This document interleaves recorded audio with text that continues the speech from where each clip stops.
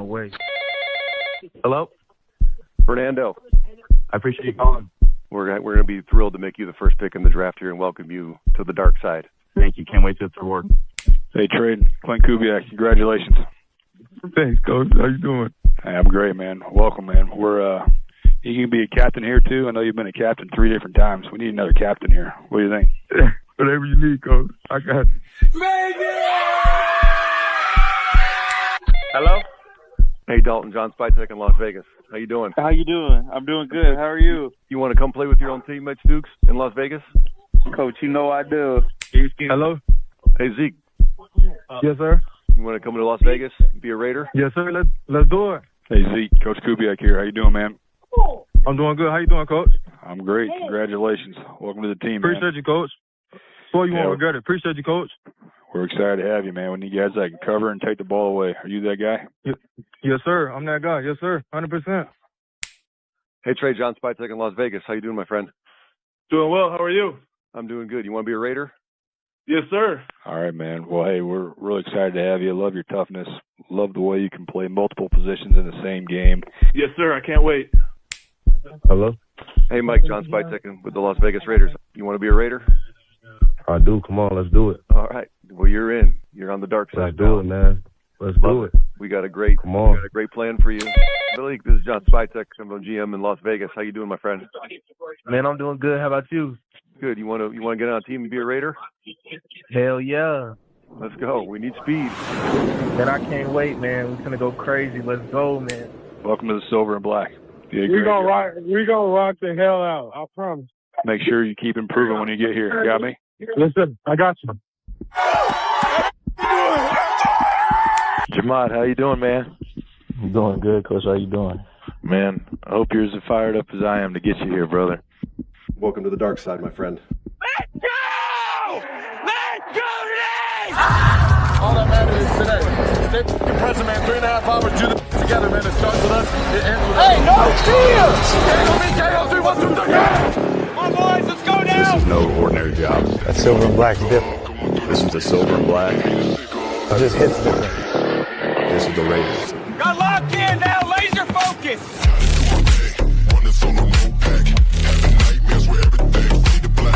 Hey, this could get interesting.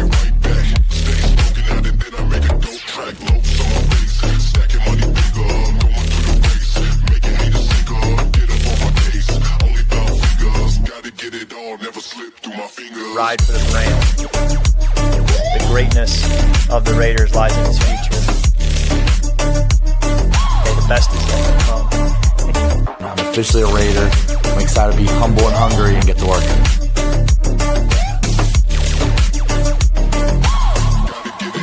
That's a big boy football, right? You got boss. That's what you want to see right there. The grit of this franchise sticks out. This is a historic franchise. You know, it's really important to me that we're a gritty team, that the way that they were back in the old days. Just amazing concentration. But why not us? Why not this staff? You know, why not this group of players? There's a certain mentality and play style that's expected from different organizations. Right. Go make a play, fellas! Go make a play! I just want to do my 111. I believe that leadership is earned. It's not given. I feel like I've always been meant to be a Raider. Let's go now! Let's go start the fight! That first step was transferring and challenging myself, being in an uncomfortable environment. Because when you're uncomfortable, you're able to grow.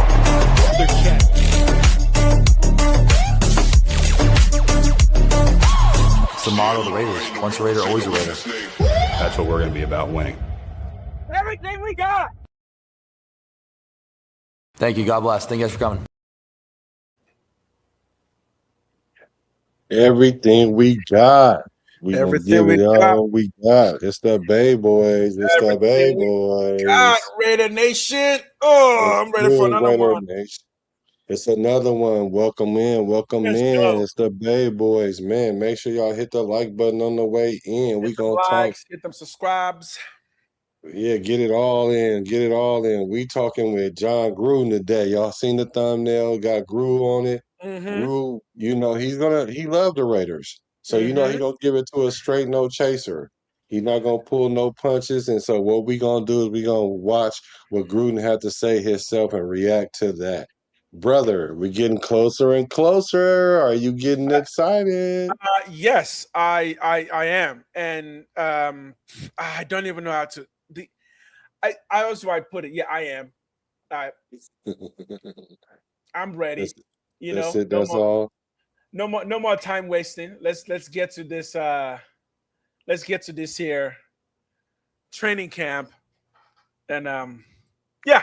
So let's see what John Gruden has to say. I'm kind of stoked about this. Yeah, I mean, like the rookies are getting ready to make their way back to Vegas because Right, they know right. it's about to be time, and all the players that we signed, So the rookies should be time. showing up on Thursday, right? Correct. Yeah, Yes. that's in 2 days. Okay. Yeah. All But right. what I mean, I guess before we start, what rookie are you hoping will kind of flash in the first couple of days before the veterans show up? Because I mean, there's some questions we gotta besides Fernando. There's some questions we gotta. Good question. I'm hoping Malik Benson kind of solidifies a little bit more of that first wide receiver. Well, I mean, this is his turn. It's his chance to shine because I mean, he's coming from the bottom. He's 6th round pick. Think he's Right. more of like a project, but I do think there's room for him to make giant leap in that wide receiver room because Right. that's what we're looking for in this camp is to see who's gonna ball out at the wide receiver Exactly. position. Are we And gonna that's gonna be see the 2nd year players make that 2nd year turn or right. what? So I And mean, that's if gonna they be a big don't, then Vincent can slide right on in at the nut, right past these right. guys. I think outside of quarterback, that probably would be one of the biggest positions people are looking to. Again, and the quarterback is like we've been saying, it's pretty set. There's nothing really there to Cousins is gonna start. But that number one wide receiver, that's a real battle. Only because only three people can really fit that position: Malik Benson, Dante Thornton, assuming he makes a big jump. Besides that, I don't know anybody else who can really fit that. I guess we got the Jackson kid. Bo Jackson's, Yeah. but he's Great already nephew. he's not young either. So I don't know. I think Malik Benson is the only one that could really fit in there, unless they want to bring in somebody new. Here's the question: do you think they're going to bring somebody in before training camp? I don't. I Yeah. don't. I think we're just gonna rock with what we have, and then Oh we yeah. can. And if somebody after they get, after camp, and if there is a wide receiver out there that we kind of like take a liking to, then I can see us making Yeah. it. But I think it's going to kind of depends on how these wide receivers play during camp and in these preseason games and in the joint practice because the joint practice is going to be Joint practice. more Yeah. important than the preseason games because the joint practice, you get to there's no cameras. So you get to Right. run more of your plays that you're going to actually run in the regular season In regular versus season. Yeah. in preseason games. You don't do any of that because you don't want to expose anything that you got going on. Right. So, I think that that's going to be what tells us a lot with our wide receiver room. Yeah, I think so. I think you're right. I think you're right. Yeah, we can get this thing started. I don't know. I'm hoping we get some answers there. But that's kind of the only position where we have no real answer. Every other position, we kind of know what the battles are, right? It's a matter of who's going to take the starting spot. We're talking like cornerback, who's going to take the second side, Exactly. That's what I was going to say. left guard, who's going to take that position. Boston Newell was talking today about JPJ, saying it's about time for him to essentially shut up and put up, right? That is no more blaming the coaches, no more blaming this. It's just like, are we ready to go? Yeah, but he never blamed anybody. Like I don't think he ever did. I think we were blaming before him. To be exactly. honest, I don't think he ever Yeah. blamed anyone. Yeah. Yeah. Actually, the cool thing about him is he outside of football, he really doesn't. He's just a football guy. He's not on social media. You'll never see him. He doesn't talk a lot. He just gets in that field and he just starts knocking people around. So, All right, including himself. and I think once he stops knocking himself out, that would bode really well for the type of player he can become, because he's got the pedigree, he's got the size, he's got the measurables. So yeah. Yeah, he got the heart and everything. So let's see what Gruden says about this team because he's going to break us down to the finest compound. Oh, you know he will. You know he will. And it's all Okay, good the and well. Las Vegas Raiders. God, I love the Raiders. Anyways, the Yeah, Raiders, they got work to do. We all know that. They were 3-14 last year, 1-5 in the AFC West. They play their games in the beautiful Allegiant Stadium right on the Strip in Vegas, man. Real grass. It's not really a home game advantage because these other teams are buying all of our tickets. They're really pissing me off. I mean, I see more Steeler fans than Raider fans. Then I see more Bronco fans than Raider fans. Quit selling your tickets. But the Raiders have a new head coach, Clint Kubiak. Kubiak comes to the Raiders from the Seattle Seahawks, where he was the offensive coordinator. We'll get into Kubiak in just a minute. Great offensive coach. They also are led by John Spytek, the general manager who comes from the Tampa Bay Buccaneers. This is Spytek's second season in charge of the Silver and Black. And they got a guy named Tom Brady helping. Can you imagine having Tom Brady walking around your facility? We can. We can imagine. Nice. We have it. The Raiders are 7-27 in the last two seasons. We want to see and the results. GM John Spytek, he has given the Raiders a facelift, man. They're going to have a brand new look to them.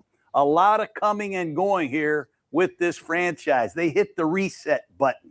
Head coach Clint Kubiak comes in with two new coordinators, Andrew Janocko and Rob Leonard, former defensive line coach, has been appointed as the defensive coordinator. All three of these coaches are under 40 years old. So there's a youth movement that's the first in good Vegas. point. Yeah, that is the first good point. Yeah, I think that's something that we kind of craved for, that we wanted some fresh, like young coaches. Like we needed to have a fresh offensive look, not so traditional. Because the NFL has basically went youth movement. So I think that's something that was imperative for us. And I also think that goes really well with the fact that, again, I keep saying it, Raiders are one of the youngest teams in the NFL right now. It's just that we don't really talk about that anymore. There used to be a time when we talked about how the age of an entire team. We don't do that anymore. But having such a young core of players with really young coaches with really good offensive mind and defensive mind, the thing is, like, if the Raiders break out, it's going to be a really big breakout when it happens, because if all those minds start clicking together, it could easily become a 2-3 years. The Raiders are right there shooting for the hunting for the Super Bowl type of deal. So that part alone is really exciting, and I'm really glad he brought that up, because again, that compared to last year where it was age movement, right? That didn't work. So now we're going to try some youth movement, and I think that's just brilliant. But we also brought in some good guys, some veterans that he's going to talk about. So yeah. I kind of like that. Kirk Cousins comes in from Atlanta at quarterback. They brought in some off-the-radar wide receivers. Jalen Naylor from the Minnesota Vikings. Derek Young, a receiver from the Seattle Seahawks. They brought in fullback Connor Hayward from the Steelers. And they brought in a big-time center, Tyler Linderbaum. Gave him a lot of money to be in the pivot for the Silver and Black. He comes in from the Baltimore Ravens. They also signed Spencer Burford, former starter. I don't know. That's the first time I heard that term. Yeah, me too. I would think that it means because, and this is me speculating, it could be like, I don't know, because he's the center, he can pivot to the left or pivot to the right. Right, yeah. And also, I don't know, your O-line is pivoting on what he does. Like, know, as good as the center is, that's usually what defines the O-line. Because if your center is a punk, then the O-line is a punk. So he's the pivotal player, and he's in the middle. So it's like you're a pivot point for the left side and the right side. So I that was just new for me when I heard Gru say that. Well, the thing with Gruden is he kind of has his own. He does his own Gruden glossary stuff. So he throws out terms that don't exist everywhere, because again, that's what great minds do. Again, Shakespeare made up a lot of his own words that we use now. If you needed a way to explain something, just kind of make up your own words. You do that. Yeah. But I'll look it up and see if there's an actual term for it. Yeah. starting guard with the 49ers. And on defense, man, they totally made over their linebacking core. Nakobe Dean comes in from Philadelphia. Quay Walker comes in from the Green Bay Packers. They bring in Benito Jones, a nose tackle from the Miami Dolphins. We did. And Teron Johnson, 30-year-old nickel cornerback of the Buffalo Bills. A lot of newcomers. They've added a lot of veteran coaches and veteran players, but the Raiders also are bringing in an interesting draft class led by Fernando Mendoza, the Heisman Trophy winner out of Indiana, #1 overall pick. He will be the quarterback of the future for the Silver and Black. At the top of the second round, they take Traden Stukes. He's a safety, nickel, corner, hybrid guy at Arizona, interesting player. Third round, they take Kieron Crawford, edge rusher.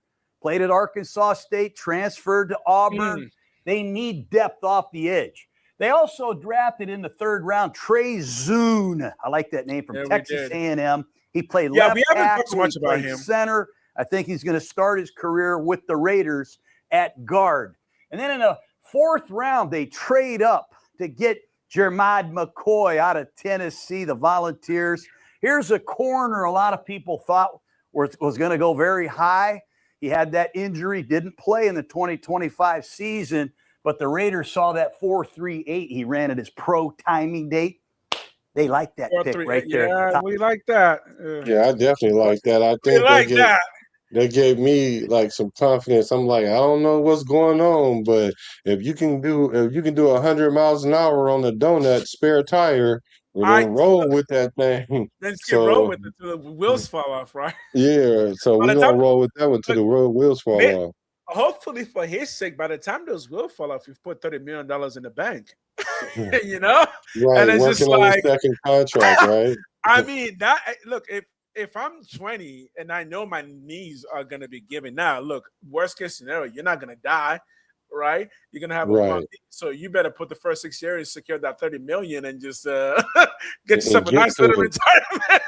Yeah, and I think that's what part of the problem why he hasn't signed yet is because they're trying to finalize his guaranteed money. His guarantee, I know, and it's gotta, and that's gonna be like I don't think it's gonna be a problem.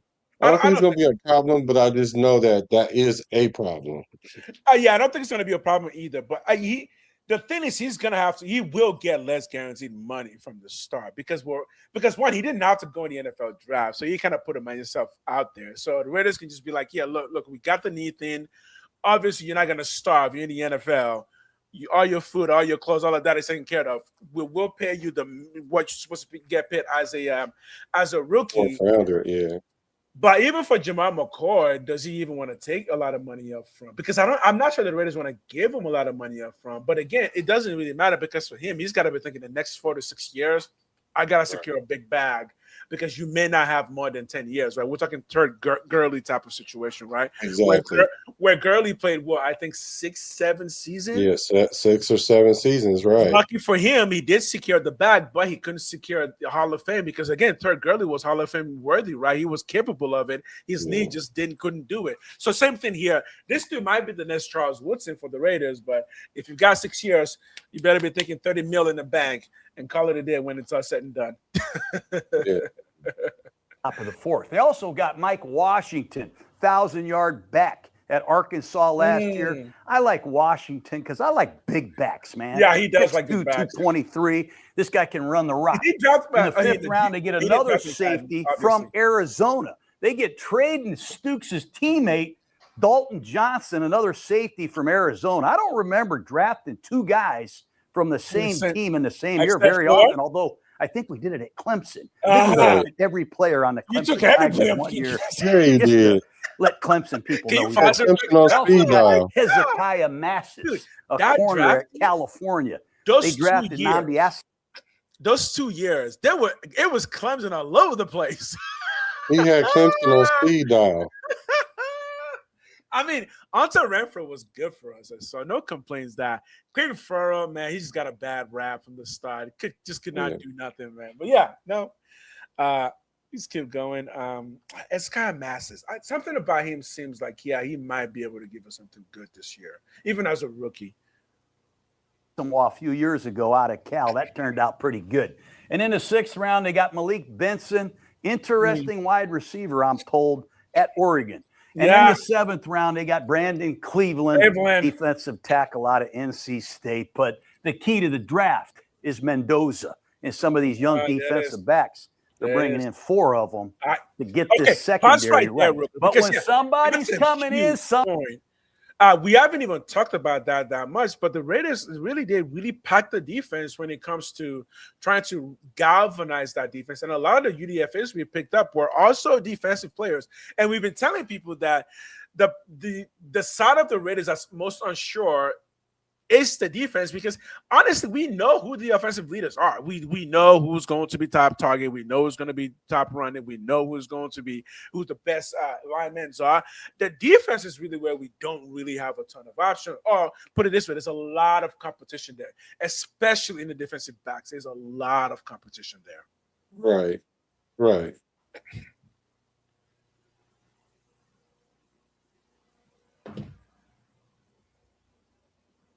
Somebody's leaving the house. You got to make room, Head coach Pete Carroll, 1 year and no longer the head coach. Kind of a surprise. Chip Kelly, I think he got a $6 million a year contract to be the offensive coordinator. He didn't last the season.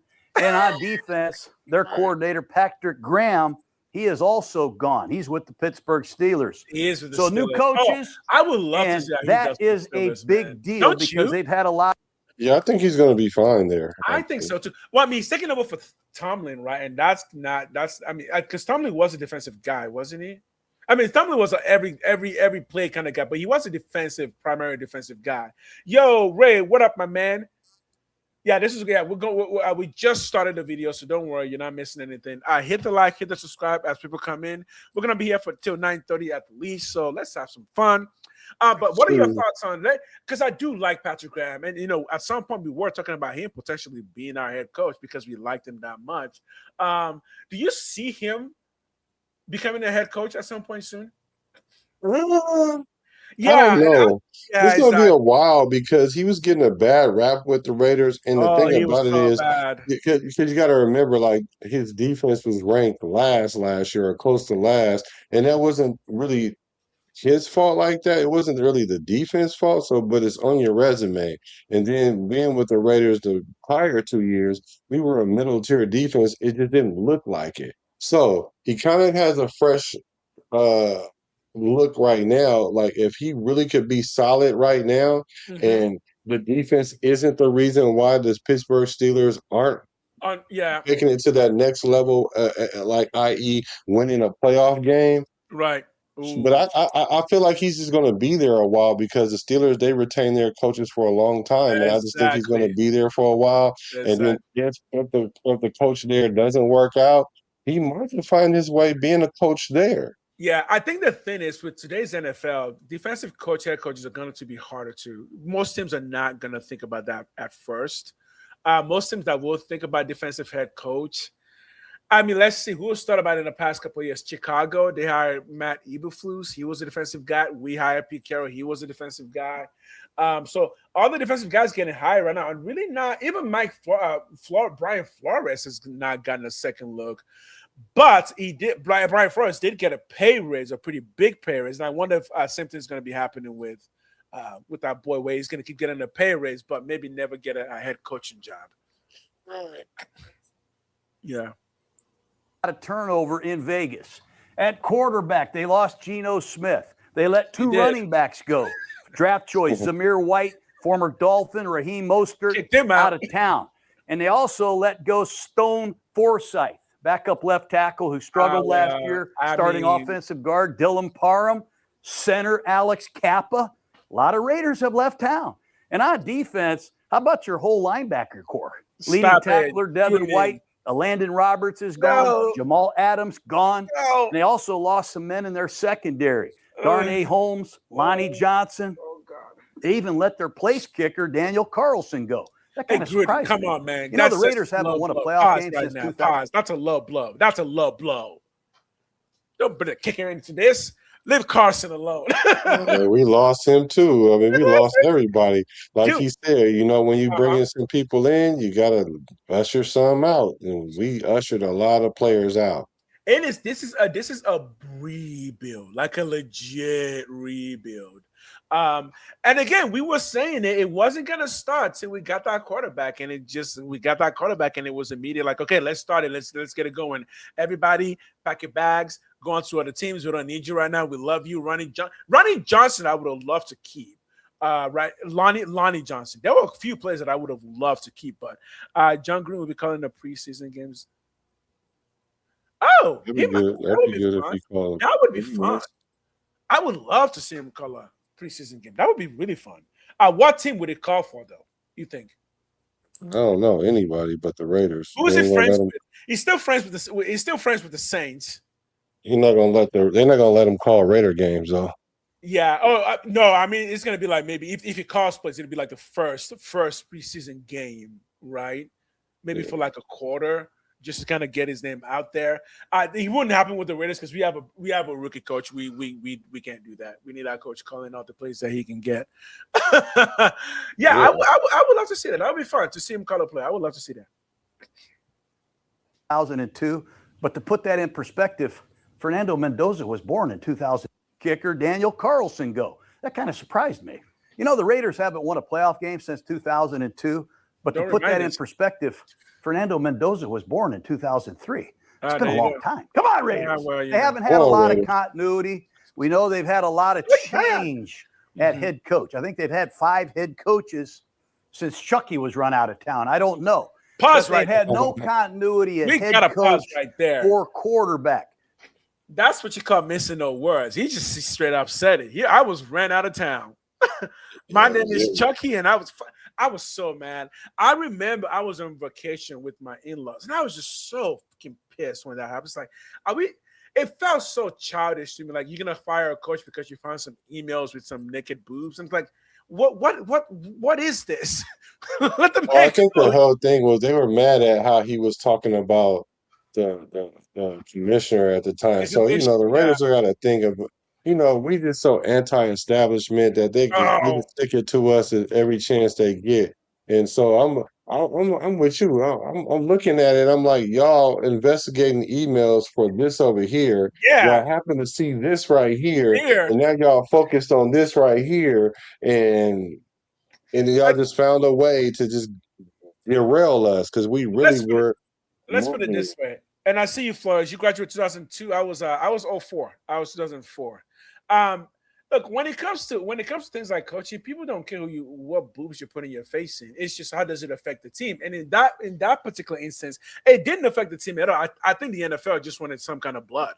I think they just needed somebody to take a hit for what seemed to be a giant issue for them. So that whole thing was a bummer because that year the team was good before Gruden left, right? Weren't we like 4-3 something before Gruden got kicked out?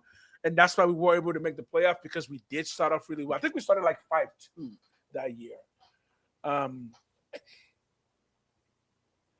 The homosexual remarks, there was those. And then there was the whole rubber lip thing that the NFL PA guy that thought he was making a racist comment about him because he made a statement about rubber lips. The whole thing was just weird. It was just like, okay, man, come on. We're definitely looking for a sacrificial lamb. And again, the Raiders just have to fall on the sword, Yeah, so when Gruden left, the Raiders were 3-2. 3-2. And we ended up 10-7 that year. 10-7, yeah. So, yeah, I mean, Gruden was figuring it out because when he came in, that was a rebuild. I mean, that boy cleaned house. He cleaned house. I mean, obviously, give away Khalil Mack. You can't get more house cleaning than that. So, yeah, but by that third year, things were starting to click. And that kind of was a Gruden thing, right? Gruden usually takes about 3 years, unless you're the Buccaneers and you're playing against the Raiders and you knew our entire playbook. But Gruden takes about 3 years to build his team. So that year was supposed to be the big year, but what could have been, right? What could have been? It'll be the 5th straight season. They got a new opening day starter. They had Derek Carr, then they go to Jimmy Garoppolo, then it's Gardner Minshew, then it's Geno Smith. Now it's going to be Kirk Cousins or Fernando Mendoza. Too much change has really been a factor in the Raiders' demise, I think, in the last several seasons. And people don't understand how far that goes. Kubiak. We can pause here, too, because, no, it goes all the way back to Al Davis, man. The last few years of Al Davis, it was change after change after change after change. I remember from after Lane Kiffin, we were just seeing coaches just getting fired and fired and fired. It was just like, my God. And then Mark Davis comes in, and he went ahead and fired 3 coaches right away, didn't he? First, he fired Hugh, and then he brought in somebody, Dennis Allen, was it? And then fired him, and then brought it was dude. And Rio, and then we went back and then Gruden, and then after that, it was just more firing. But again, a lot of that made sense because, one, we didn't have the franchise quarterback. Even when we had Derek Carr, we just didn't have – this time it does feel different because we do have a lot more pieces in place, and the organization is just a lot healthier. Okay, so that PA guy, the one John Gruden made fun of, and I'm not even sure if John Gruden was making fun of him. It just so happens that he really did have a really particular lip, right? Because his lip was like really big and it was really black. So it was just like, damn, I'm not sure he's making fun of you, but your lips are taking over the fucking show, man. he was making fun of him, and it was. Hey, I could see how you could take it, to the next level, but at the same time, I mean, they weren't looking like Michelin tires. Them lips right.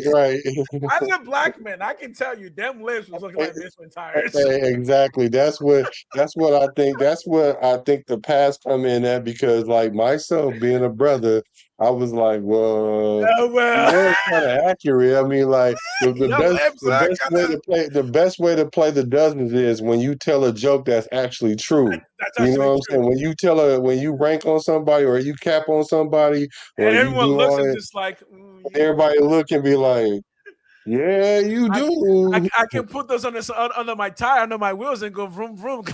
Right. So I think it was like I think we wasn't really offended by it. I wasn't offended by it. Like, what's crazy about physical appearance is that, look, he's got the lips. Somebody loves kissing them. So hey, we're just pointing out the fact that it looked like Michelin tires, and someone likes kissing them. So the funny thing is, in February during the Super Bowl party, he was at the Fanatics Super Bowl party, and I was there. And when I saw him, the first thing I looked at, it was the lips. I was like, Gruden.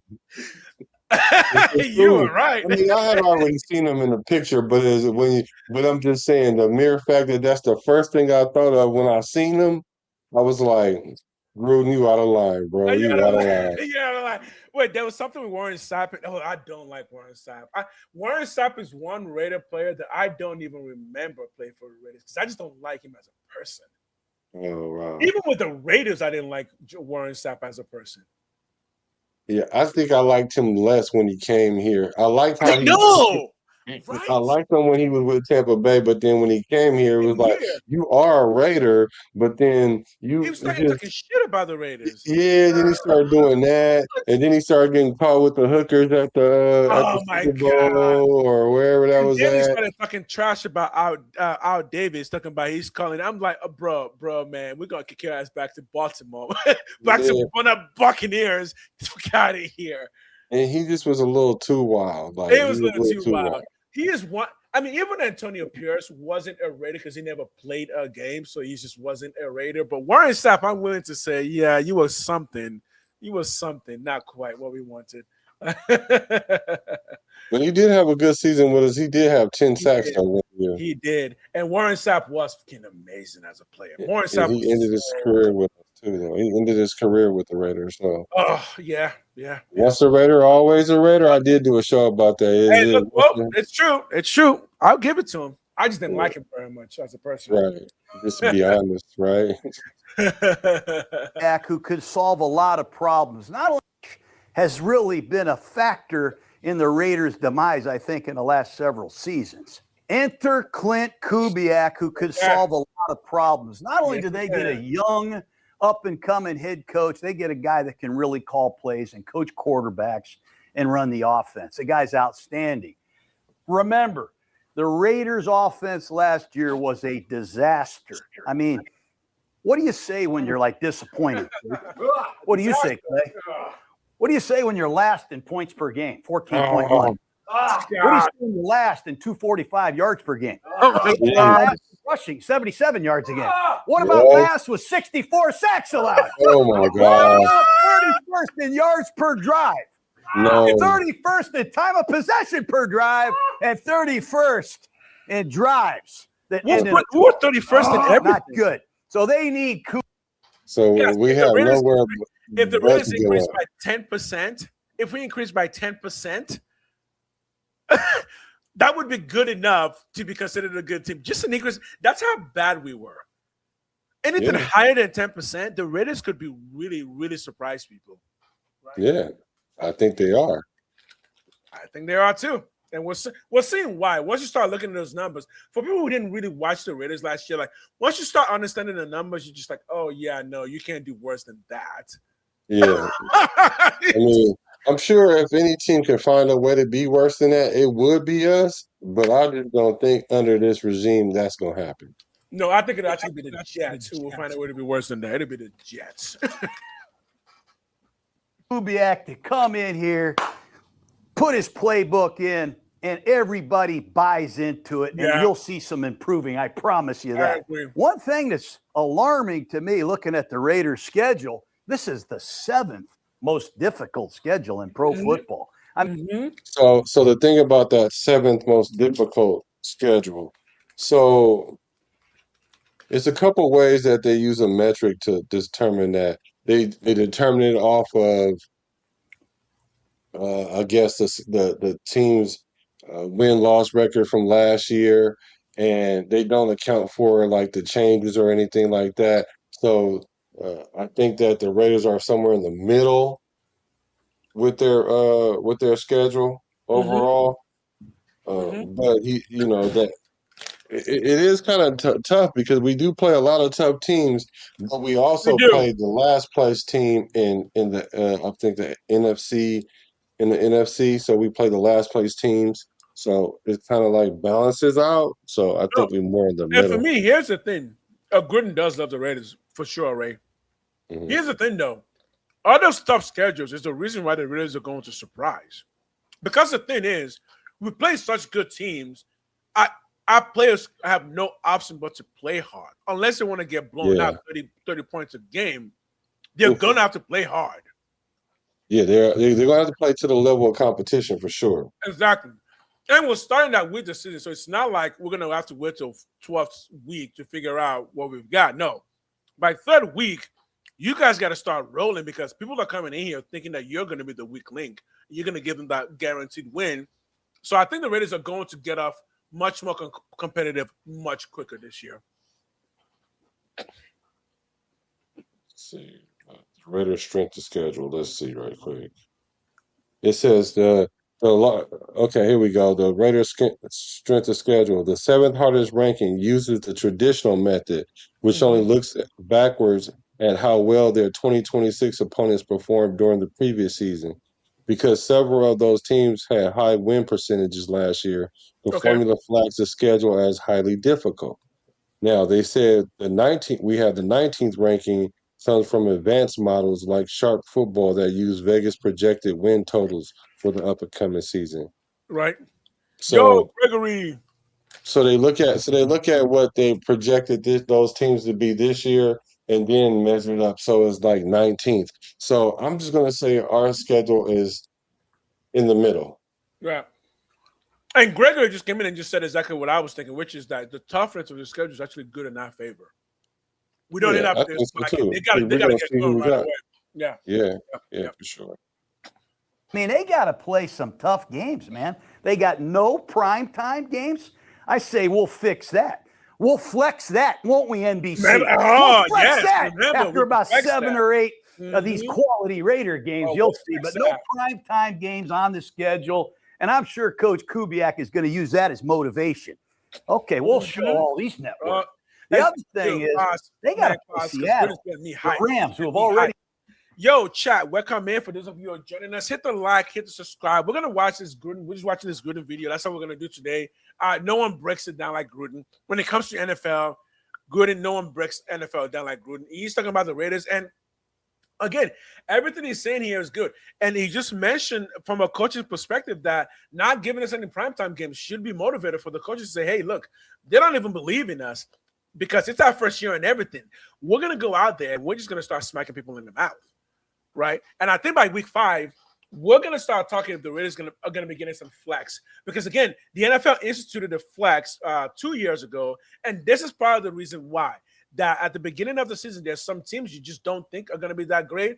If those teams start performing close to the end of the season, let's give them a flex game and make them national so everybody can see them. And the Raiders are a perfect team for that. Imagine if 3 weeks left, the Raiders are getting a primetime game. That's gonna be a great story. So I'm excited about that. Yeah, that's what I was saying. Like, we didn't deserve any primetime games with the performances we've been putting out there. Like, who wants to watch that? We didn't even want to watch that. A lot of our own fans didn't even want to watch it. So I know it's not going to be a national thing. For the past 2 years. Oh, sorry. Go ahead. Continue. No, but we can definitely change it to like the flex games where these teams that supposed to be really, really good and the Raiders are on the come up. Yep. Then we can get a flex game for sure. And this is a place where I think legacy would matter. If it's the Raiders who are kind of fighting for a wild card spot, I think being that we are the Raiders and the legacy team, we would be getting those flex spots. Because I bet you there are a lot of NFL fans that are not even Raider fans that would just love to see the Raiders be a good team again, right? And have that mystique be relevant every week. Mm-hmm. Yeah, no, I agree with you. We shouldn't have a tough schedule like that, and we were at the bottom. But like I said, we do play like the last place team in I think the NFC. Mm-hmm. It's because we're playing. It's because of the teams the divisions that we're playing. Because remember, we have to play everyone in a particular division. We just happen to be playing a division that includes the Seahawks, the Niners, the Bills, right? Yeah, we just got a really difficult schedule with the divisions that we have to play against. Yeah. But again, that'd be good. Oh, sorry, go ahead. That'd be good for selling tickets, though, right? Because remember, I mean, we're playing Josh Allen, we're playing Matthew Stafford.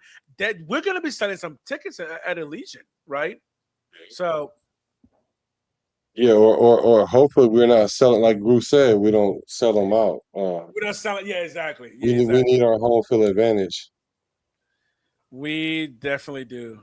Super Bowl and fitted for their rings. They got to play the Bills. They play the Seahawks, Rams, and Bills. At least they play them all at home. That could be an advantage if we don't sell our season freaking tickets to these guys. Last but not least, the turnover ratio's got to improve for the Raiders. They only took the ball away 16 times last year, and they gave it away 23 times. That was a -7. They were 27th in the league in the turnover ratio. What's that sound again? Yeah, it's got to be resolved. Special teams, they have a great punter. I'm not talking good, I'm talking great. A.J. Cole, been to the Pro Bowl, should go again. But they have a new kicker. Already talked about Daniel Carlson. He's out of town. They signed Matt Gay. Matt Gay is on his 5th team. He kicked for the world champion Rams. He was on 2 different teams last year, Washington, San Francisco, 84% kicker. He needs to win this job, and he will be battled. Sorry, can we pause? Are we really thinking Matt Gay is going to be the kicker? Or are we hoping Tokyo Toes does what Tokyo Toe does? I don't know. I don't even know what he does. I just need to see both of them in competition. Yeah, I think Matt Gay is the presumptive starter, but I think Raider Nation, even for the hype, imagine having a kicker go out there and give you a little bit extra hype because he already has that pedigree to his name just from and all the Japanese fans that are gonna be watching this kid kick a ball. Like, I would love that story to be a part of the Raider story as well. At the end of the season, we're kind of going, Tokyo Toes. He's not just a football player.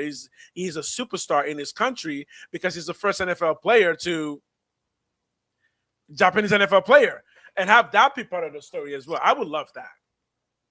I mean, the storyline would be nice, but I need you to earn it because that's how heartbreak start. You put something on a pedestal, and then it don't pan out, and then we like let down. But in this case, I mean, like It's Matt only a A kicker. with the G being silent, I mean, Yeah. like he been on 5 teams. Like it's not like we're bringing somebody in that we know that he's really really really good. Like this Right. guy can legit get his job taken by a rookie. Right. Before we start again, most underrated roster spot on offense and defense. That's from Most underrated roster spot. on offense and defense. Most Let me think. underrated roster spot on offense is probably that left tackle because we keep Left talking about tackle. trading Colton Miller, and I'm like, why would you trade Colton Miller when you got a new rookie Right. quarterback that's coming in?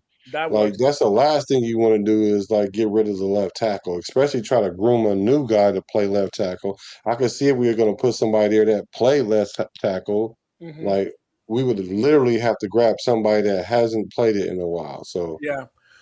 I'm not with That's a that. good So one. that's underrated. That's a good one. I think for me on defense, I would say the defensive line because there's a lot of change there. With Kwity Paye coming in, I've already mentioned Hemingway taking the next step, Keon Crawford.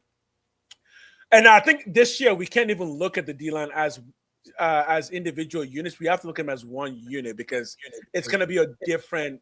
It's a different defense. We're going 3-4, so I think that entire unit is going to be underrated because I think people will not realize just how good Kwity Paye is on the field because you're not seeing a lot of sacks. But I think once you start seeing him play, you're going to start realizing, oh shoot, they can't even get past this dude on the run, like. Once you're stopping teams, once you're putting teams at like 3-7, 3-7, 3-10, because you're stopping them on second down, you're gonna start realizing how good someone like a Kwity Paye is. So I think the defensive line is the underrated. That's really going to say. And I know Max Crosby's there, so you're thinking obviously that's not underrated. But I think you're gonna realize that even with Max Crosby, that the guys that we brought in are going to be doing some pretty special stuff. Yeah. You See a lot of Japan. I lived in A lot Japan. of fans are rooting for the Tokyo Toe. A lot of fans want the Tokyo Toe to get that job. I'm just saying. I lived in Okinawa for 2 years when I was in the military. I love Japan. Nice. So I would. Yeah, but let's not make an emotional hire just because the story is good. Right. Let's find Exactly. somebody that's competent. Then again, he's only a kicker, so it'd be a good story to move away from if he doesn't pan out to be what we hope he will. True. Be. So, yeah. True. The former Hawaii Rainbow. Listen to this. Kansei Matsuzawa. This guy was 27 out of 29 on field goals, 40 for 40 on PATs. He was a Lou Groza finalist. There's going to be a battle at the place kicking position. Let's get into the offense. Let's go Raiders. You know that? Tokyo taught himself how to kick. You're watching YouTube videos. Yeah. He went to YouTube University. Mm-hmm. Okay.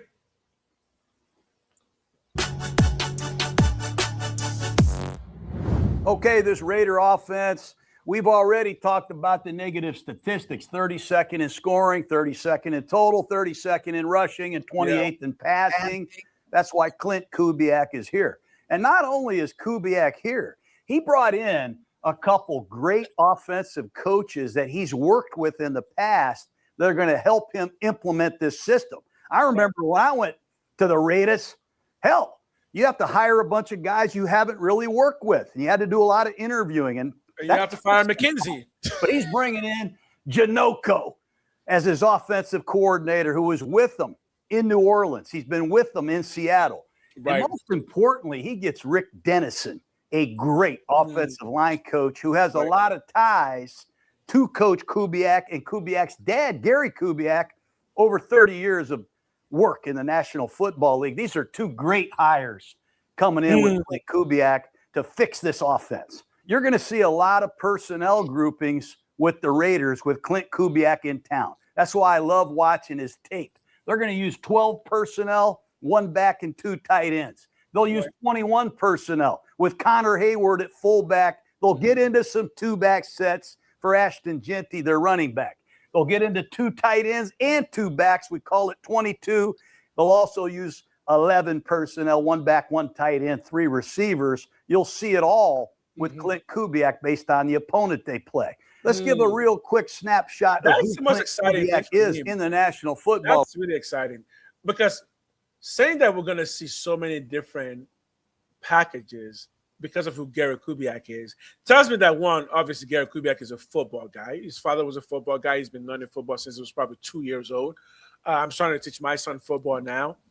But knowing that somebody like that exists who just can bring out any package anytime, depending on who you're playing, that's those adjustments. We always talk about like halftime adjustments, but there's also the bigger adjustment, which is just a game-to-game adjustment. Can you adjust your game plan based on the opponents you're facing that week?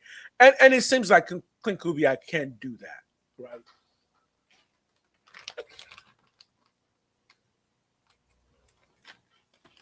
In his first season in Seattle, they win the Super Bowl. They're 3rd in points, 8th in yards, 10th in rushing yardage, and 8th in passing. I call it balance. The ball distribution is excellent. Running backs, tight ends, wideouts, they all catch passes. Sam Darnold, under Kubiak's guidance, he went to the Pro Bowl, threw for 4,000 yards. He threw 25 touchdowns and 14 interceptions and played great in the postseason. Before he was with Seattle, Clint Kubiak was with former Raider Derek Carr in New Orleans. And when Carr was healthy, he had this Saint offense humming, man. And before New Orleans, he was with the Minnesota Vikings from 2021 to 2023. 2 years at the quarterback coach position, 1 year as the offensive coordinator. And he coached a guy named Kirk Cousins for 3 years. Cousins threw for 12,000 yards, went to the Pro Bowl, and he's reunited with Cousins in Vegas. You heard him? Oh, for 12,000 yards, Pro Bowl. But as people out here seem to think that this guy is just not who he advertises himself to be. Yeah. Like I'm not understanding it. Like I'm not getting it. Like Kirk Cousins is a perfect fit for what we're trying to do right now. Right. Yeah. I think it just goes down to he hasn't played at the top of the game for the past couple of years. And when you're like that, people kind of want to re-see you and what you're capable of. Well, wait, but so he didn't play like that the year before last. Okay, all right. He didn't play like that the year before last because of injury.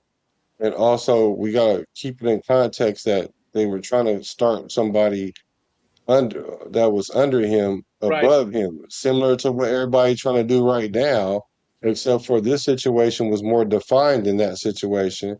And then when he did come in and play 8 games, he won like 4 in a row, went 5-3. Right. The other quarterback didn't have a winning record. They lost their head coach because of this malpractice of coaching, and also the GM got kicked out of there. And now the quarterback that they brought in to take over for Kirk Cousins is hurt right now, hasn't practiced all offseason, and he's fighting his job against concussion-prone Tua. So Atlanta has taken a step back because they were playing games with Kirk Cousins. Had they would have just let Kirk Cousins be the starter as they brought him in to be, then they would have been further along because they got a running game. Right. You know, there's a reason their coaches got fired, right? So there's a reason why the coach and the GM got fired.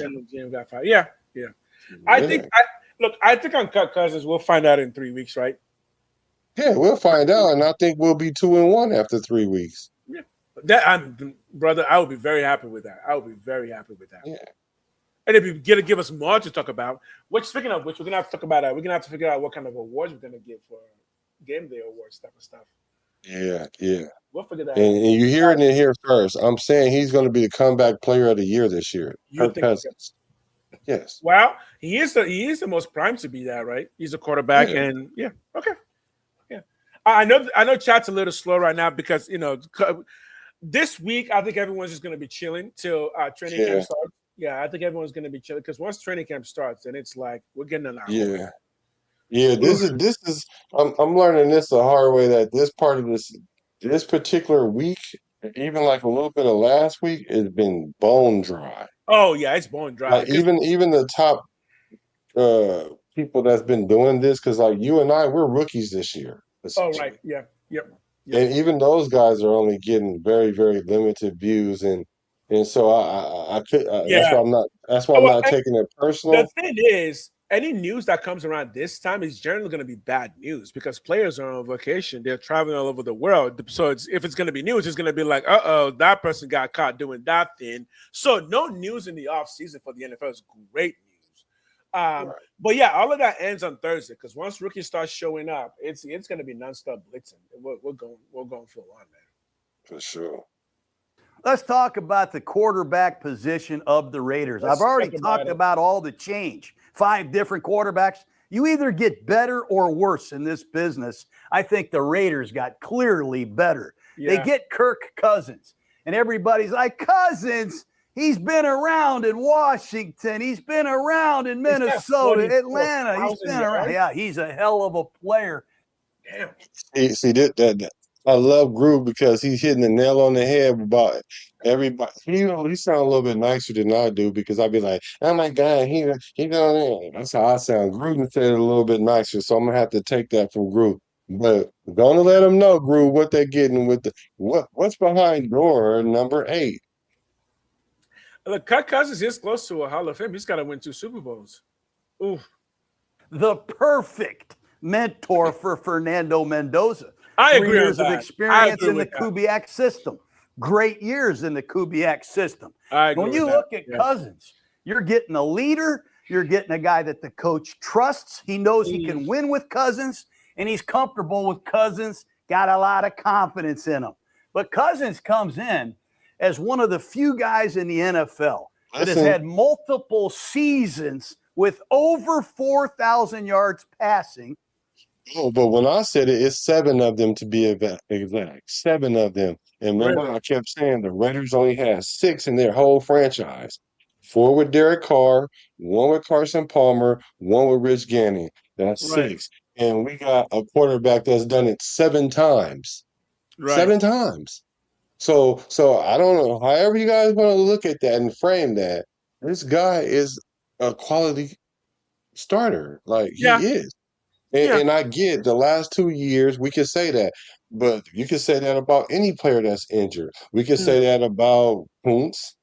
And Kuntz ain't showed nothing but that I said that about Kuntz. Yeah, he only showed half a season.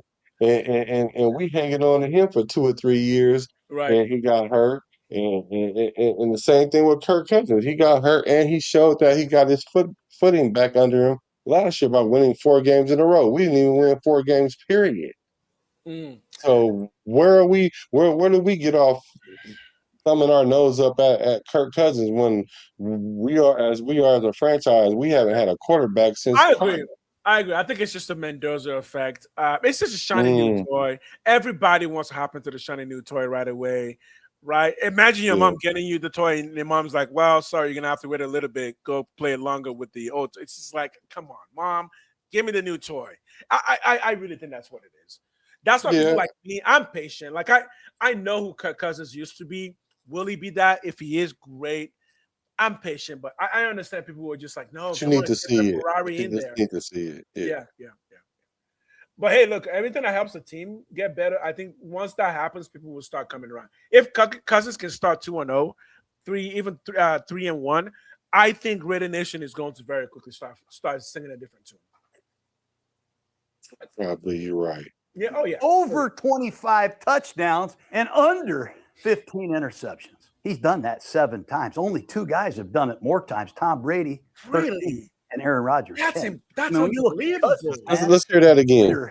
15 interceptions. He's done that. Seasons with over 4,000 yards passing, over 25 touchdowns, and under 15 interceptions. He's done that 7 times. Only 2 guys have done it more times. Tom Brady, 13, and Aaron Rodgers, 10. I mean, when you look at Cousins, man, he's thrown for 49,700 yards, 19th all time. Kirk Cousins has 296 touchdown passes. And both those quarterbacks he named, they're 30. They played well into their 30s. Yeah. even to 40. Yeah. Yeah. Look, I'm slowly coming around. Hey, look, I don't have any more than 7-8 wins this season. But if Cousins can get 10. Oh man, I don't know about 10, but I think he can get us to 7 or 8. Yeah. If he can get us a playoff, I think again, If he gets us a playoff, everybody owe him a big apology. Exactly. He will become a kind of a legend with the Raiders in 1 year. An instant legend almost. So that would be the thing. I don't know about legend, but instant. He would definitely get Cousins, instant. it is legacy chasing at this point. Is what is your legacy going to be? One, you already got one legacy as the most guaranteed money quarterback in the NFL. But that's only for your pockets. The question is, what are you doing for your team? If you can get a team like us to the playoffs in one season, trust me, your name will be Raider Nation will be singing your name for a long time. You know. True. It's hot out. People are getting wet and dry. It is hot. It's so hot out. It's so hot out. 298 career touchdown, 44,000 yards, 66%. Come on, man. Yeah, no, that's good. That's really good. So to me, that's not a. We're talking career. That's not a stat. That's not a person who just builds stats, because you can't just build stats like that in the NFL. You have to legit be that person to do that. Like, that's not just a stat chaser. Like, that's not like NBA where you can just go score a hell of points, get a layup. Teams ain't playing defense. I'm sorry. Yo, Ray, I just got the joke, the getting wet and drowning joke. I think I just got what you meant by that. What do you say? If it's hot out, people are getting wet and drowning, not on YouTube watching us, right? Yeah, as in everyone's on vacation. Yeah, like this is prime vacation season. This is prime vacation season. Mm-hmm. Because college school starts back up for the U.S. Middle of August. So yeah, in about 4 weeks, schools are starting up again. Ah, man, already. Football's almost here, dude. Man, this is the most excited I've been for in a long time for Raider football. For obvious reasons, and also because I'm a YouTuber doing Rated content and that I want to make money doing this. So my excitement is even higher, you know. Yeah, you should be.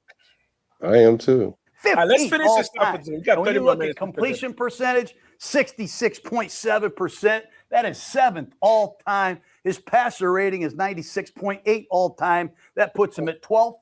And game-winning drives, he has 33. You like that? Kirk Cousins has done a lot of good shit, man, in the NFL. And he's here to mentor the chosen one, Fernando Mendoza. Talk about talent and work ethic. It's that combination, I think, that Mark Davis, Spytek, and Tom Brady saw in this kid. Remember, they were at the national championship game, snooping around down there in pregame warm-up. They saw everything. How many guys do you know that win the national championship, win the Heisman, and become the number 1 overall pick in the NFL? I can only count 3 guys. I can count Cam Newton. I can count Joe Burrow. And Fernando Mendoza. And they're all good. Mendoza. All 3 of them are good. 25, 16. 2 of them are good. And that was part of my point, is that, yes, I know the stats for rookie starting is bad, but the stats for rookies who won the Heisman Trophy and the national championship is really good. It's really good, because that's the point where it's just like, oh yeah, you're just made for this. Yeah, we go back to Cam, we might can bump the numbers up a little bit, but Joe Burrow got hurt his first year, though. His first year, yeah, he got hurt his first year, yeah. But for anyone who's thinking like Mendoza's going to be a bust, it's like, you're not realizing what we're talking about. Like, for someone to win the Heisman and the national championship, you are literally talking about the best college football player that year. Yeah. And that's the thing. People are like, well, if you go 2 years ago, would he be drafted over Caleb Williams? Well, I think if he won the Heisman Trophy 2 years ago, yeah, he would have been drafted over Caleb Williams. You don't understand. Winning the Heisman and the national championship is really, really hard to do. Only 3 people have ever done it. and be undefeated. And be undefeated. Come on, man. But you think that somebody will have drafted Caleb Williams? I don't think Caleb Williams will have been drafted for Fernando. I really don't. Okay. 72% complete, 41 touchdowns, 6 interceptions. Good God. I mean, the guy ran for 276 yards and 6 more touchdowns. So he's big, he's smart, he's competitive, and he is a dual threat. Very, very good player. The only thing with Mendoza is I only saw him under the center 5 times in 2 years at California. And we have to talk and about his that season at Indiana. He's been in the gun a lot. Mm-hmm. We do have to talk about that. We do. Yeah, no, that's why I was saying that's something you have to. It takes time for him to get the footwork down. It takes time for him learning how to read the defense from under center. It's not the same as reading defenses when you're in the shotgun. Not to mention, he was doing a lot of RPO. The offense is RPO based. RPO is like a play in the NFL. You know what I'm saying? It's like a package in the NFL. Except for Harbaugh. John Harbaugh uses RPO pretty heavily with Lamar Yeah, Jackson. you can use it heavily, but I mean, it's just like one variation of an offense of many that you would have to learn how to play Real quick, versus let's stop the being chat. in college. Yo, what up, Bane? Welcome. Where are you coming from? Give us the area code. Is that what it's called? Area code? Zip code? Area code. Yeah. Give us the area code. Welcome to the chat, Bane. Is that Bane after Bane, D Bane, Batman Bane? Yeah, nice new to the room. Thank you. Let the QB starter say. Let that. He's talking about Mendoza. Again, if there was one reason for me to be okay with Mendoza starting, it is because of that. He won the Heisman International Championship. Those guys are rare, and we've never seen a failure in that position in the NFL. So, Cam Newton, maybe not a Hall of Famer, but very close. Yeah, got one Super Bowl. He blew his chance. Game. He blew his chance by not diving on that ball when it was fumbled. Oh. And Joe Burrow, probably arguably the best quarterback in the NFL right now. Joe Burrow is fucking amazing, man. Anyways, let's get maybe. Yeah, if he's not the best, he's top 2 behind Josh Allen. Yeah, exactly. Obviously, except for those 5 plays. But Clint Kubiak in Seattle last year was under the center 53% of the time. So that'll be a little bit of a transition for Mendoza, getting the footwork and the rhythm, kind of like Caleb Williams had to do in his first year under Ben Johnson. It can be done and will be done. That real quick. It'll take a little time to get him comfortable. Because remember, this RPO thing was the biggest hit against Mendoza, except when I looked into it, pretty much every college quarterback, the top were all running RPOs.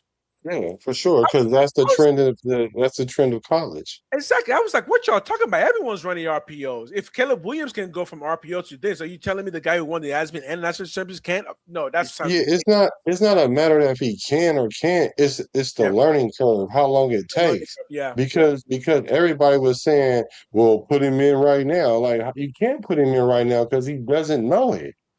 Right. It's going to take him like 6 games before he feel comfortable to the point where he doesn't have to think about it as much. Mm-hmm. It's going to take some time for him to get to that point. Not an off season. Matter of fact, not even a rookie off season, because a rookie off season isn't the same as a second year player off season. Exactly, especially Fernando's rookie offseason. It's not like anybody else. Exactly, he was everywhere. ESPN, because he has to be in all those places by obligation, right? So it's just a different offseason. And I think, again, to your point, the coaches and Tom Brady understood that, and that's why they brought in Kirk Cousins, knowing that. Yeah. Chances of him being ready week 1 is going to be really, really. At least you don't want to put too much pressure on him. Yeah. Right. The boy was so busy, he denied going to go see the president, man. I know. He didn't even go to the White House because he was in camp. You know the number one hookup the nation is trying to do right now? Fernando Mendoza and that skating girl, the one who won the Olympics. Oh, really? Oh, yeah. The nation is trying, not Raider Nation. America's trying to hook those two up. Oh yeah, they've been tagging them all over the place, because they're both young, they're both winners, and Yeah, and they want to have a ultra competitive baby. And then of course, Myles Garrett shows up with Chloe Kim, and we're just like, what the? That's your wife? God, wow, right? So yeah, it makes sense. There is pressure in this business, and I'm sure Fernando will feel the pressure. He's going to be hearing all the people chirping about the Raiders. The last first-round pick they took at quarterback was Jamarcus Russell. The one before that was Todd Marinovich. The one before that was Mark Wilson. Oh. This guy's different, man. This guy's different. You will see, Raider Nation. Mendoza's the real deal. I agree. Prove that to me, will you, Fernando? But I think one of the most interesting things about the quarterback position in Vegas is what in the hell happens to Aiden O'Connell, man. I love Aiden O'Connell. When Josh McDaniels was in Vegas, I saw O'Connell have some really good games. He's got prototype size. He's tough as hell, and he's a pinpoint passer. So right now, the Raiders have 3 quarterbacks. I'm sure you're going to see a ton of Mendoza and O'Connell in the preseason. I told y'all this. I told y'all. Well, okay. Let me put on these are my glasses that I call these the I told you so's. When I put these on, I mean I told y'all so because I was telling y'all this preseason is not going to be like, oh, this quarterback plays one game, not a full game, but and this quarterback is going to start this game, and this quarterback. It's not going to be none of that. You're going to see lesser Kirk Cousins. You're going to see a whole lot of AOC because he's auditioning, and you're going to see a little bit of Mendoza. That's what you're going to see. It's not a true quarterback competition. Here's a question. Here's a question, Nation. Who takes the first snap of preseason? Oh, it's going to be AOC. You think? Sure. No. Sure. I don't think it's AOC. The first snap of preseason? I think it's going to be Kirk Cousins. The first, okay, so he'll get one snap. He'll get the first drive or two, maybe. The first drive. The first drive. Yeah. And then after that, it's going to be AOC. Okay, next question. When do we actually see our boy Mendoza, Fernando Mendoza in the preseason? When do we'll see him first game? First game? Okay, what quarter? Probably like the third. The third? You think he's gonna open the app? We're gonna sprint out the gate, and in front of everyone is gonna be Mendoza just going, I'm here. Yeah, I think the third quarter. I think at the halftime we'll go with him. That would be so hyped if he comes out the gates leading the team preseason. So it's not gonna be super serious. Right, it's just like, hey, and then runs the first play. Oh, dude, I'll just fall to the ground. It'll be over for me, man. You're gonna have to call me some 911. It's gonna be done for me, man. Someone please call 911. My wife is gonna be like, honey, are you okay? And I'll be like, no, Fernando is here.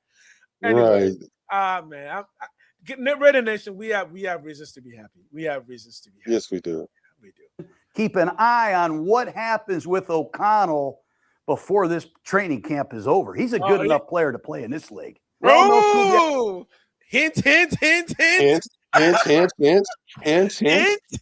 Right. And they gave me the Gruden.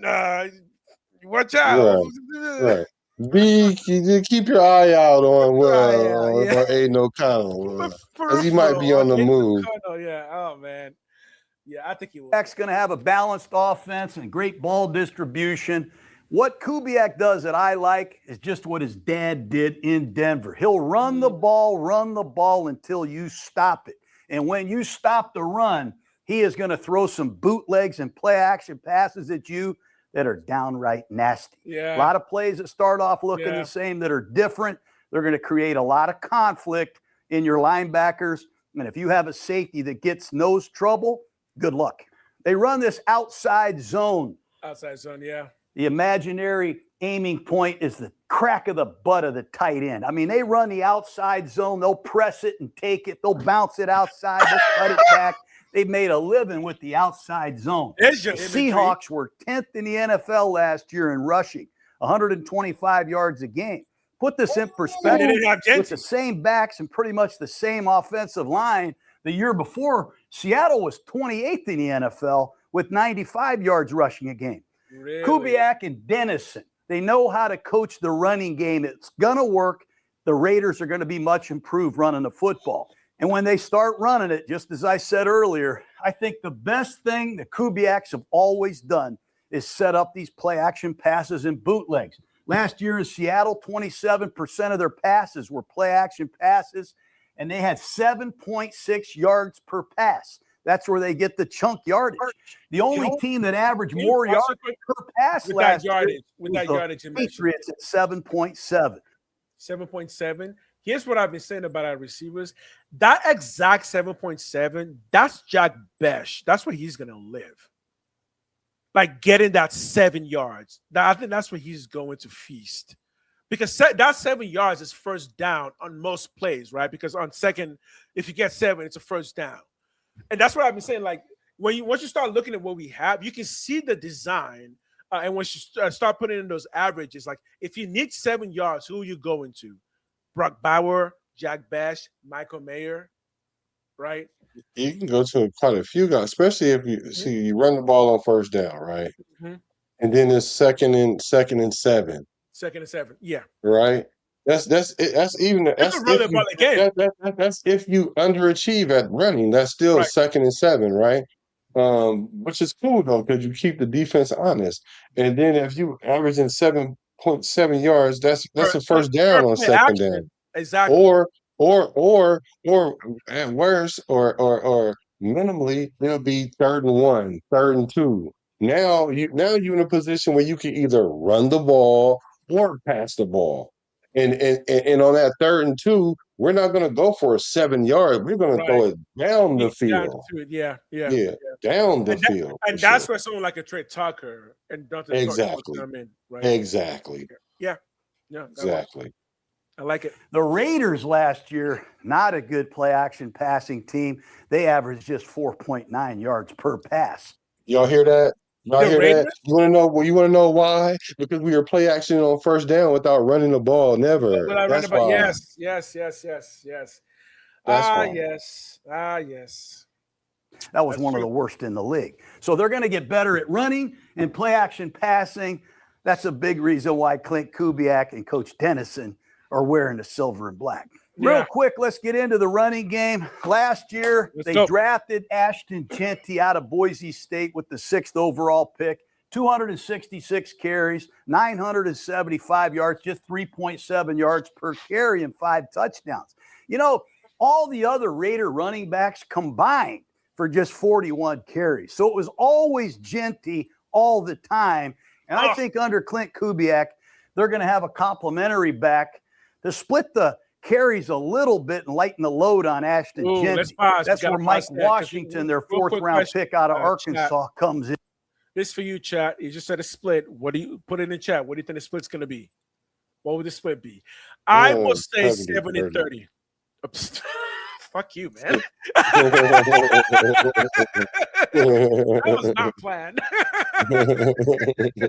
I mean, who says jinx first? Right? Jinx, no jinx, you owe me a Coke. But the thing is, that's what's ideal though.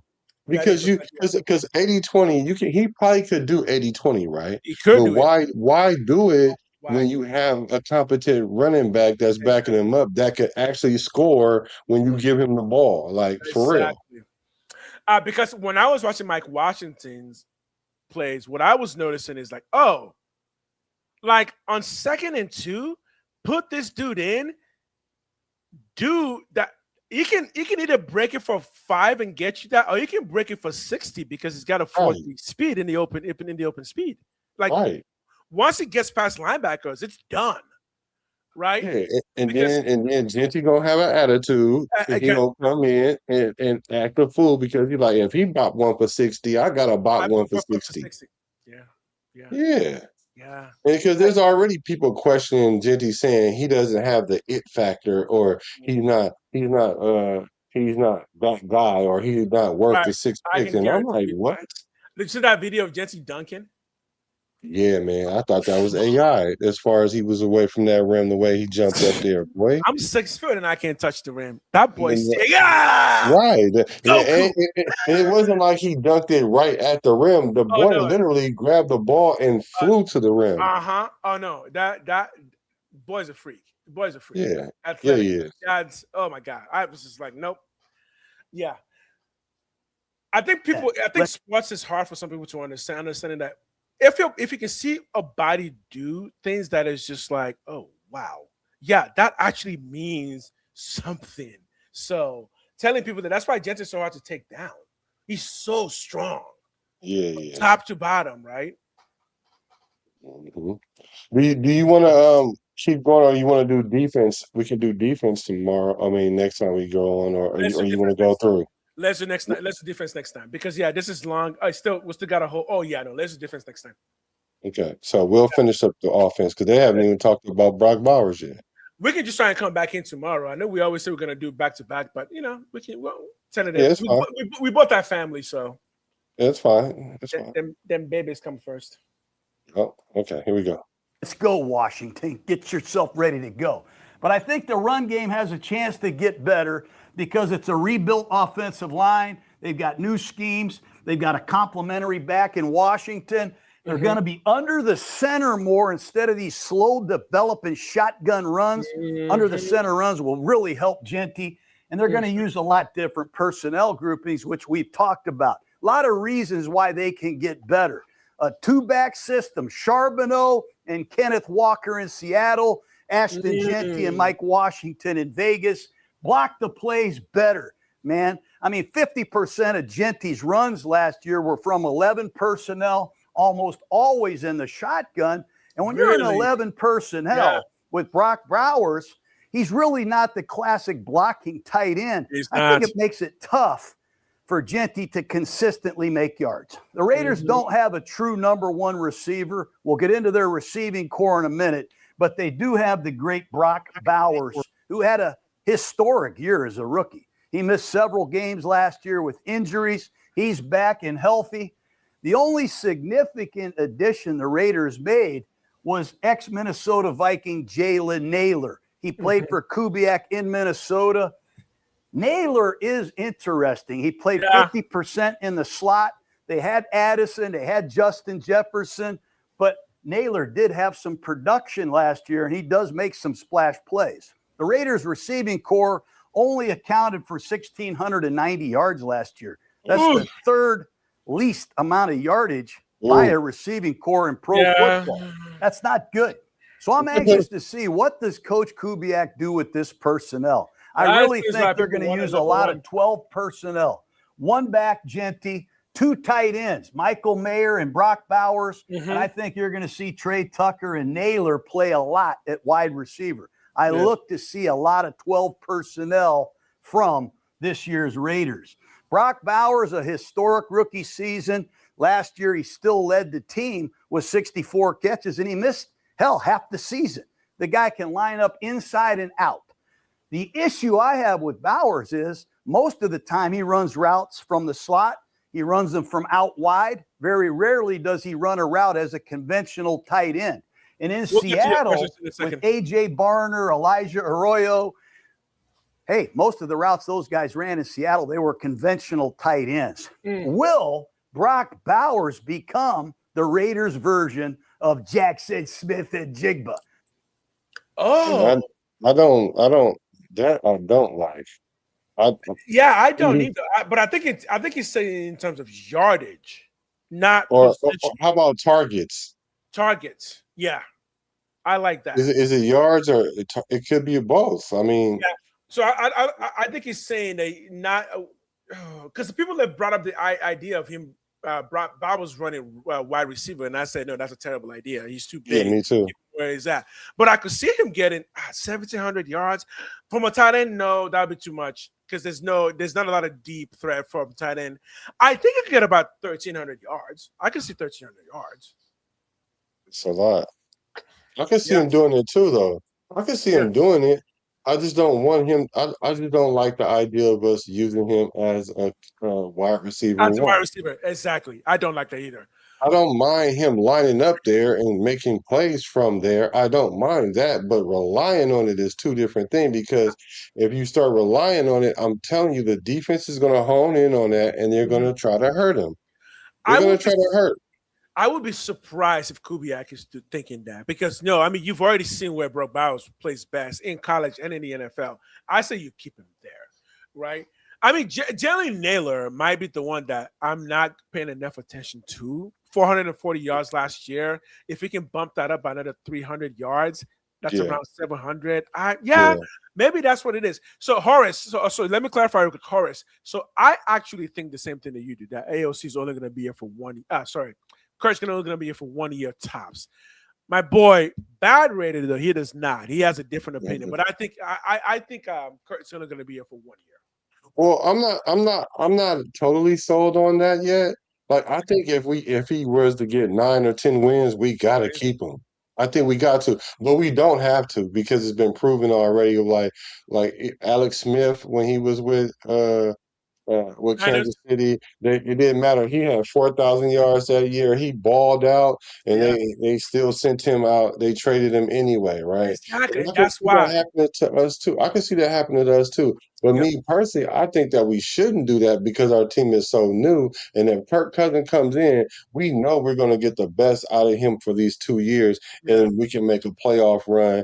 And if we don't make it to the playoffs the following year, or if we start off slow, then we can pivot from them. But I'm not all the way sold on that. I'm open minded to the fact that it could just be a one and done. I think it comes down to trades. I think it comes down to what a team is going to offer the Raiders to get Kirk Cousins out of Vegas. I really do, because it may be a case where we just hold on to him to the start of the season in case a quarterback gets injured, and then we can trade him. But I really think it comes down to what are you going to give us for Kirk Cousins? Right. Yeah, I'll give him my 4/3. Yeah, that'd be good. I'll give him a 4/3. Yeah, that'd be good. At least I hope Cousins wins enough games that we can at least consider trading him for like a third. Yeah, but I don't even think it's going to come down to a trade, because if what happens is if he comes out this year, we'll just decline the team option. That's what we're going to do because of the money, and then he's going to shop himself because he's going to be like, well, look, you guys really want to play Mendoza. I know you do, and if you guys aren't emphatically telling me, look, come in, finish the job that you're doing, and then if you're not coming that way, and if you're just saying, well, this is a contingent thing, then he'll probably shop himself somewhere else where he can play 3 years and retire. You know, the crazy, I'm about to say something that's going to support Black here, okay? Because the crazy thing is, if you look at some teams in the NFL, like the Green Bay Packers, their quarterback success for the past 2 years has been built on their quarterback sitting more than 1 year. Yeah. Aaron Rodgers sat 2 years. Jordan Love sat 2 years. He's had 3 years. He's had 3 years. So there is that too, because I know Clint Kubiak is coming in, and people are thinking because Clint Kubiak is coming in, he's going to want to start with Mendoza. But maybe sitting Mendoza for 2 years may not be a bad idea. And I think Raider Nation will not be against that if we end up being a playoff team this year. Yeah, we shouldn't. We shouldn't. I think that's the only way that I would be like, okay. But yeah. Well, that's the only way I see that, though. I don't if we win 8 and 9, well, see, like I said, it's the 8 wins, and we went like 7 and 10, and I'm like, yeah, we might can mess around and win 5 or 6 with Mendoza at this point. You know what I'm saying? So it's not that much of a gap, because 7 wins is not close to a playoff, really. 8 wins is not really close to a playoff. 9 is, and it usually take 10 to get in, but that's before they added the extra game. So 9 and 10 wins, 8, 9 and 10, I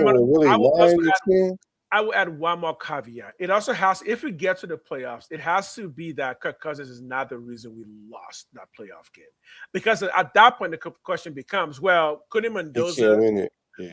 Couldn't Mendoza have just done that?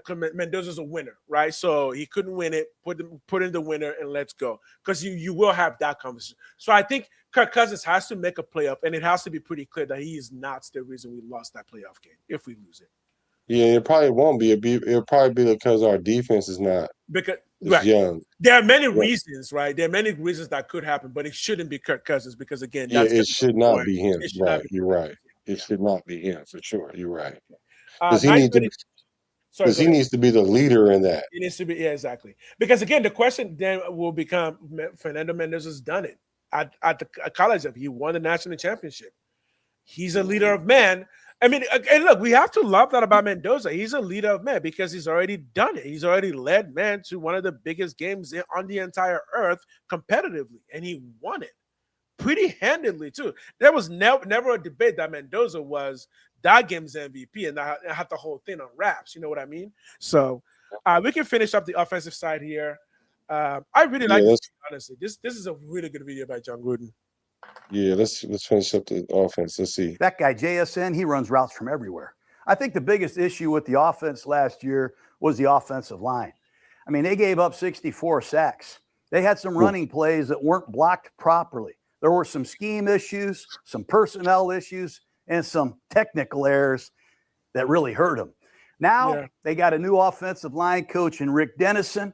There's going to be a brand new scheme. We've talked about the outside zone, a more committed running attack. They're going to be blocking running plays more than passing plays. Right. And you're going to see the pocket move, man. Bootlegs, quick game. They're going to change the launching spot of the quarterback, and hopefully they're not coming from behind every week. I think that's a big reason you'll see this offensive line get better. Rick Dennison, I don't want to undermine what he has done as an offensive line coach in this league for over 30 years. 4-time Super Bowl champion, man. 2025 last year, he was the run game coordinator of the world champion Seahawks. Really? He has long ties to the Kubiak family. So this offensive line is in good hands. Yeah, he was a run game coordinator. Yeah, he wasn't an O-line coach, but I'm sure he has influence there. He's been doing it for 30 years. I mean, like, we shouldn't be really worried about that. He wasn't the official. I think we're good. Yeah. We're good. And we only did. Go ahead. No, we can finish this. For the silver and black is the return of Colton Miller at left tackle. He missed most of the season. He got that high ankle sprain against the Bears, and he missed about 10 games. But he's 30 years old now. Gruden loves Colton Miller. Has been very positive. The key to the Raider offensive line is the return of Colton Miller at left tackle. I agree with that. Who's the right tackle going to be? Is it going to be DJ Glaze? I mean, last year, DJ Glaze, when you look at Pro Football Focus, gave up 10 sacks. The only guy that gave up more sacks was another Raider, Stone Forsythe, who's no longer there. But DJ Glaze going into year 3, let's freaking go. He's got to step up. He's got to play better. And I know Coach Dennison is going to get it out of him. That guy's got to step up and play much better. He's going to have a better coach. Also drafted Trey Zune. Don't forget that name. It sounds like Zune. Came out of Texas A&M. Will he battle DJ Glaze? We'll see. And is Charles Grant, a draft pick from a year ago, is he ready to compete? Keep an eye on that right tackle position during training camp. The center is Tyler Lindenbaum. Guy's making a lot of money, man. He's a hell of a center, and we need somebody in the pivot with this young quarterback, Mendoza. But Linderbaum's been to the Pro Bowl. He's been rated as arguably, he and Creed Humphrey are neck and neck with who the best center in football is. What a pickup. The guard position to me is a crapshoot. I don't know who the guards are. Is it going to be Jackson Powers Johnson? Pretty high draft pick out of Oregon a couple years ago. Is he going to play right guard? Where is Spencer Burford, the free agent acquisition, going to play? Left guard? Where is Trey Zune going to compete? Is he going to compete in here to start at guard? We don't know, but there's a lot of coming and going at the guard position. Caleb Rogers is another Raider to watch. But the guards, I'm an owl. Who's it going to be, man? They got to get that solved. The tight end position, Brock Bowers, Michael Mayer, you might not find a better 1-2 combination than that. But I expect Michael Mayer to be the classic tight end, and I see Brock Bowers playing any of the 3 wide receiver positions. He's a badass. And wide receiver, let's all zoom in on Jalen Naylor. I mean, this guy has never caught more than 29 passes in a season in his first 4 years in Minnesota. And that's why I'm saying that you can't go from someone that got 30 passes to someone that's going to go get 60 passes. Like, that's too much workload. That's too much increase. I mean, like, I get it. Wide receivers love to get passes to them all the time. But if you start getting them at that rate and the defense start really rolling that way to you, you're gonna injury might pop up. It's just overload.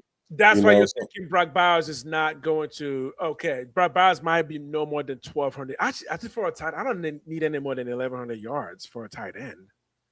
That's Yeah, Pro well, Bowl maybe even for a tight maybe end. even 12. Yeah, and maybe even Yeah. 12. But I don't see Naylor jumping from 30 catches to 65 catches. Yeah, Like yeah. that's asking a Which lot from means that somebody he who's not used to that. right, which means he's going to be just around 500 yards. That's probably where his goal is going to be for the team. Yeah, that makes sense. Yeah. But he led the Vikings with 15.0 yards per catch. 50% of the time he's been in the slot, he's been overshadowed by Addison and Jefferson. It's time for Naylor to get a bigger role. I can't wait to see what he does. They also have that Dante Thornton guy, number 10, big, fast guy from Tennessee. I think he was underwhelming, disappointing as a rookie. A lot of rookies struggle, but it's a new system. He's got to pick it up in year 2. They need him to play as big and fast as he looks. And on the other side is Jack Besh, former TCU player.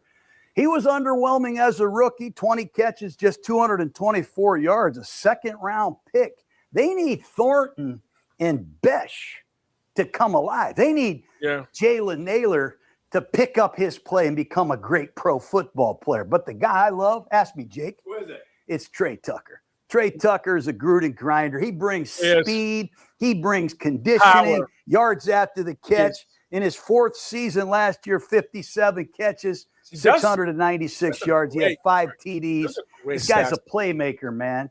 He's got great conditioning. They hand him the ball on jet sweeps. He's a load to tackle. I love Trey Tucker. But again, you might see Brock Bowers playing in the slot. You might see Bowers playing everywhere. But this young receiving core has work to do and things to prove. And the feature back is going to be Ashton Genty. We all know he struggled making big runs last year. Hell, the Raiders were last in football last year in plus 10 runs. The Seahawks had 55 of those. They were 7th in the league. But just 3.7 yards per carry. He's got to continue to improve in the passing game as well, not just as a receiver. He caught 55 passes, but as a blitz pickup guy. And we have already talked about Mike Washington, the former Arkansas Razorback. He's wearing number 30. He's got to come through as the complimentary back. They also have Dylan Laub, number 23 out of New Hampshire. He's a good kick returner. So there's your Raider offense. They got to decide who the quarterback is going to be to start the season. What is Fernando's role? What are we going to do with Aiden O'Connell? And what is this offensive line going to become, particularly at guard? And who are the receivers after Trey Tucker? Let's find out. Okay. That's the end of the offense. I think he made the right statement by saying the Raiders last year were last in football. Whatever we were playing, that was no damn football. If playing football was a competition, y'all know we were last. Let's not mince words. I think it's good to see a coach, a Super Bowl winning coach, break down the reasons why the Raiders will have to be a better team next year, because the bottom fell out last year. There was no bottom. It was a black hole, right? And we just got sucked into it. Nothing. There was no bottom. So, but now we got some real pants in the game, like some legitimate pants in the game. And I don't, unless we just get hit by a mass injury where we got 2 players on offense and 2 players on defense who go down, I don't see how it is not going to be a much, much better rated team this coming year.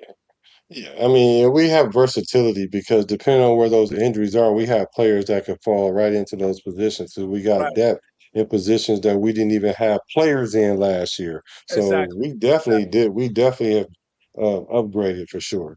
Exactly. Okay. I think that's gonna be it for me for today, man. Yeah, it is. You know how it is. We appreciate y'all for hacking into the show. Of course. We appreciate the love. We appreciate the loyalty. the team playback. We appreciate y'all. The people that's in the tranquility room, the people that watching but don't comment. Yeah, we appreciate y'all. And we see all of that because our stats do show us who's here and who's coming in after the show's over. So so make sure y'all hit the like button to help the student algorithm. We're getting one day closer to camp, y'all. So you already know what it is. It's One Nation. The Raider Nation. And I'm a Raider. He's a Raider. You're a Raider. From the Bay to LA to Las Vegas. There we go. Can't get it out. Peace. I'm a Raider from the Bay to LA to Las Vegas. Recipes to Al Davis.